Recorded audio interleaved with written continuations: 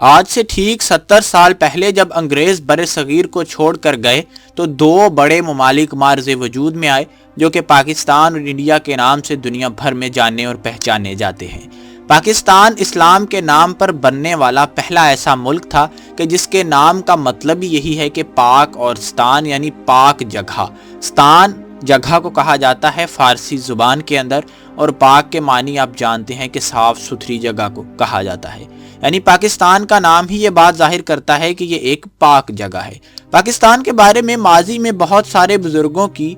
Prophecies یعنی ان کی پیشن گوئیاں موجود ہیں کہ پاکستان آنے والے وقت میں امت کو لیڈ کرنے والا ایک بڑا ملک بنے گا، لیکن کس طرح سے اور آخر کون سی وہ احادیث ہیں جن کی روشنی میں ہمیں معلوم ہوگا کہ پاکستان کس طرح سے مسلمانوں کی ڈھال بنے گا، اور رسول اللہ کی ان احادیث کو پورا کرنے میں پاکستان کا کیا کردار ہوگا، جو احادیث کہتی ہیں کہ وہ وقت آئے گا جب مسلمان ہندوستان کے بادشاہوں کو زنجیروں میں جکڑیں گے اور یروشلم کے بادشاہ کے پاس پیش کریں گے۔ یروشلم کا بادشاہ وہ یعنی جو مسلمانوں کا اس وقت خلیفہ ہوگا۔ تو وہ ان احادیث کی روشنی میں مکمل نقشوں کی مدد سے آپ کو سمجھائیں گے کہ کس طرح سے غزوہ ہند کا وہ عظیم الشان معرکہ ہوگا جس کی ہمیں احادیث کے اندر خوشخبری سنائی گئی ہے، اور کس طرح سے پاکستان کے لوگ، پاکستان کی افواج اور پاکستان کی حکومت اس معرکے میں اہم کردار ادا کرے گی۔ رسول اللہ صلی اللہ علیہ وسلم کی حدیث ہے، سنن النسائی کے اندر موجود ہے، بک آف جہاد یعنی جہاد کے چیپٹر میں موجود ہے۔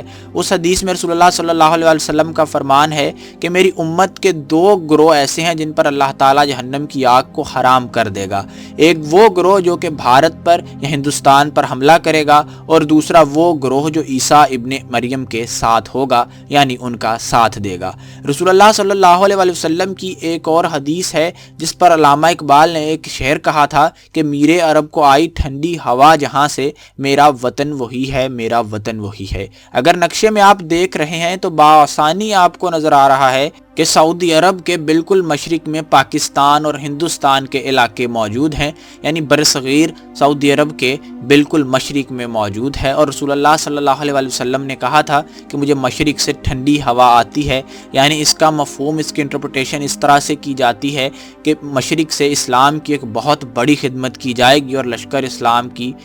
خدمت کے لیے بہت اہم کارنامہ سر انجام دیں گے۔ رسول اللہ صلی اللہ علیہ وسلم نے فرمایا کہ میری امت کے لشکر ہند اور سندھ کی جانب پیش قدمی کریں گے۔ ایک اور حدیث مبارکہ میں کتاب الفتن چیپٹر میں رسول اللہ صلی اللہ علیہ وسلم بیان فرماتے ہیں، حدیث مبارکہ ہے رسول اللہ کی کہ ایک گروہ ہے جو بھارت پر قبضہ کرے گا، اللہ تعالیٰ اس گروہ کے لیے بھارت کے رستے کھول دے گا اور وہ وہاں کے بادشاہوں کو زنجیروں میں جکڑ دے گا۔ اللہ تعالیٰ ان تمام مجاہدوں کی بخشش فرما دے گا، اور پھر جب وہ بھارت سے واپس لوٹیں گے تو وہ شام میں عیسیٰ ابن مریم کو پائیں گے۔ یہ وہ سب سے اہم حدیث ہے جو اس بات کی جانب اشارہ کرتی ہے، جو تقویت بخشتی ہے کہ ابھی یہ جہاد ہونا باقی ہے، کیونکہ یہاں پر مسلمان علماء اور مشائخ کے دو نیریٹیو، دو بیانیے پائے جاتے ہیں، وہ ان حدیث کی انٹرپریٹیشن دو طرح سے کرتے ہیں۔ کچھ علماء کرام کا کہنا ہے کہ یہ معرکہ ہو چکا جب شام سے محمد بن قاسم نے دیبل پر سندھ میں حملہ کیا اور اس مکمل علاقے کو فتح کر لیا گیا، اور اسلام کا جھنڈا لہرا کر 800 سال مغل بادشاہ اس علاقے پر حکمران رہے۔ کچھ لوگوں کا کہنا ہے کہ تب یہ جہاد ہو گیا، لیکن بہت سارے علماء اور مشائخ اس حدیث کو بنیاد بنا کر کہتے ہیں کہ نہیں، یہ جہاد اس وقت ہوگا جب عیسیٰ ابن مریم علیہ السلام اس دنیا میں آ چکے ہوں گے اور شام میں ان کا ظہور ہو چکا ہوگا۔ ہم نے اپنی ایک گزشتہ ویڈیو میں بڑی تفصیل کے ساتھ آپ کو بیان کیا تھا کہ حضرت عیسیٰ کا ظہور کیسے ہوگا۔ نقشوں کی مدد سے آپ کو بتایا گیا تھا کہ حضرت عیسیٰ ابن مریم جب شام میں کس طرح سے امیہ مسجد میں اتریں گے، مشرقی مینار کے پاس ان کا ظہور ہوگا، اور کیسے وہ مسلمان فوجوں کو لیڈ کریں گے، اور حضرت امام مہدی کے ساتھ مل کر اسلام کو پوری دنیا میں دوبارہ پھیلایا جائے گا۔ نقشے میں اس وقت آپ کو نظر آ رہا ہے کہ پاکستان ایک ایسا ملک ہے جو کہ ہندوستان اور دیگر مسلم ریاستوں کے درمیان موجود ہے۔ اگر مغرب سے آنے والے تمام مسلم حملہ آوروں کو مشرق میں ہندوستان تک پہنچنا ہے تو انہیں پاکستان سے گزرنا ہوگا۔ پاکستان ہی وہ واحد زمینی رستہ ہے، کیونکہ شمال میں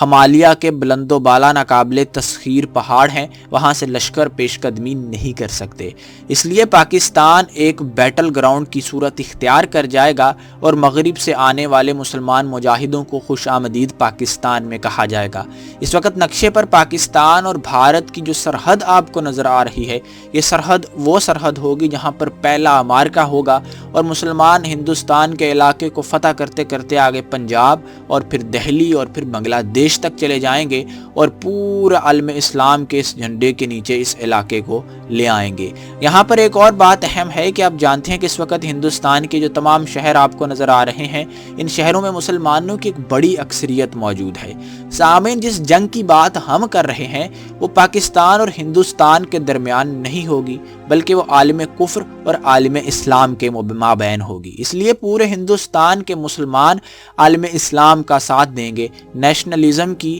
قومیت کی، وطن پرستی کی ان حدوں کو توڑ دیں گے اور مسلمانوں کو ہندوستان میں خوش آمدید کہیں گے، اور اس علاقے کو وہاں پر موجود مسلمانوں کی مدد سے اور باہر سے آنے والے مسلمان مجاہدوں کی مدد سے بآسانی طور پر دوبارہ سے فتح کیا جا سکے گا۔ یہ وہ غزوہ ہند ہے جس کا ذکر حدیث میں آتا ہے، اور انشاءاللہ یہ معرکہ ابھی ہونا ہے۔ جس کا خون پسینہ غزوہ ہند کے لیے بہے گا، اللہ تعالیٰ اس پر جہنم کی آگ کو حرام کر دے گا۔ یہ خوشخبری کوئی عام انسان نہیں بلکہ رحمت للعالمین سنا رہے ہیں، وہ سنا رہے ہیں جن کے لیے اس کائنات کو تخلیق کیا گیا، جو وجہ تخلیق کائنات ہیں۔ تو غزوہ ہند میں شرکت کے لیے اپنا ساز و سامان ہمیں تیار کرنا چاہیے،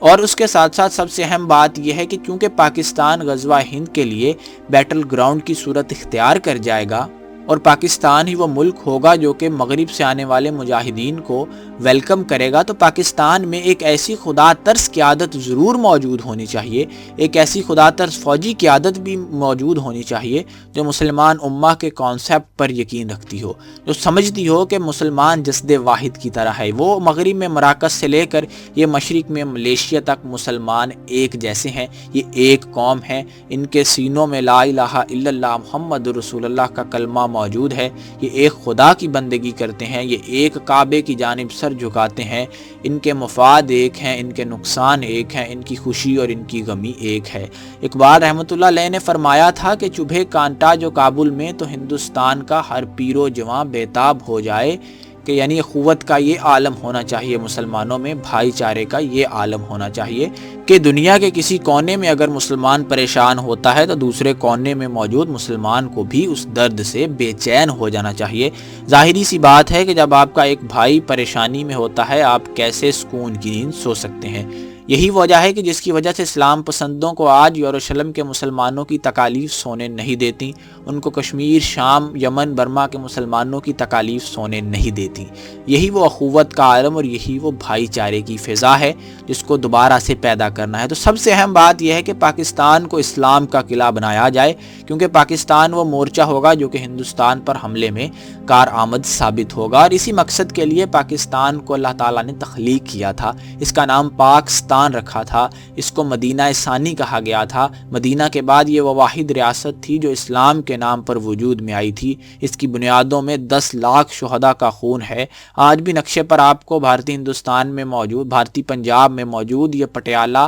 جلندھر، گرداسپور، پٹھانکوٹ، امرتسر کے جو شہر نظر آتے ہیں، ایک ایک شہر میں کئی کئی ہزار مسلمانوں کے خون کی ندیاں بہا دی گئی تھی۔ یہ سب اسی وجہ سے ہوا تھا کہ مسلمانوں کو ایک اسلام کے نام پر اپنی آزاد مملکت چاہیے تھی، جہاں پر وہ اسلام کو، حقیقی شرعی نظام کو، حقیقی اسلامی نظام کو نافذ کر سکیں گے۔ سوال یہ ہے کہ کیا غزوہ ہند کے لیے ہم تیار ہیں؟ کیا پاکستان کی قیادت ایسی ہے جو مجاہدین کو ویلکم کر سکے؟ کیا پاکستان کی فوجی قیادت خاص طور پر ایسی ہے جو مجاہدین کو ویلکم کر سکے؟ لیکن حالات بالکل مختلف ہیں۔ ہم جانتے ہیں کہ ہم امریکہ کو تو ویلکم کر چکے ہیں، آج سے 15 سال 18 سال پہلے ہم نے امریکہ کو تو ویلکم کیا، ان کو نیٹو سپلائی گزرنے دی، ان کو ایئر بیسز دی، لیکن ہم نے مسلمانوں کے خلاف امریکہ کی جنگ میں ساتھ دیا، جس کی وجہ سے پاکستان کا بے حد نقصان ہوا۔ اللہ تعالیٰ کی ذات ہم سے ناراض رہی۔ اللہ تعالیٰ سے دعا ہے کہ اللہ تعالیٰ ہمارے ماضی کے ان حکمرانوں کی غلطیوں کو معاف کرے اور پاکستان پر اپنا رحم کرے اور ہمارے موجودہ حکمرانوں کے دلوں میں یہ بات ڈال دے کہ اسلام کی خدمت کے لیے جس ملک کو بنایا گیا تھا اس کو اسلام کی خدمت ہی کے لیے استعمال کیا جائے، اور یہی وہ واحد ایک ڈائریکشن ہے جس میں پاکستان ترقی کر سکتا ہے۔ معاشی ترقی بھی اسی میں ہو سکتی ہے، مذہبی ترقی بھی اسی میں ہو سکتی ہے، اور اسلام کی ترقی بھی اسی میں ہے کہ ایک مضبوط پاکستان پوری امت مسلمہ کے لیے ایک تحفہ ہوگا اگر ہم پاکستان کو مضبوط کر لیتے ہیں۔ تو ایک نئی ویڈیو اور ایک نئے موضوع کے ساتھ اسلامک سلیوشن چینل سے آپ کے سامنے پھر حاضر ہوں گے، تب تک کے لیے اجازت دیجیے، اللہ حافظ۔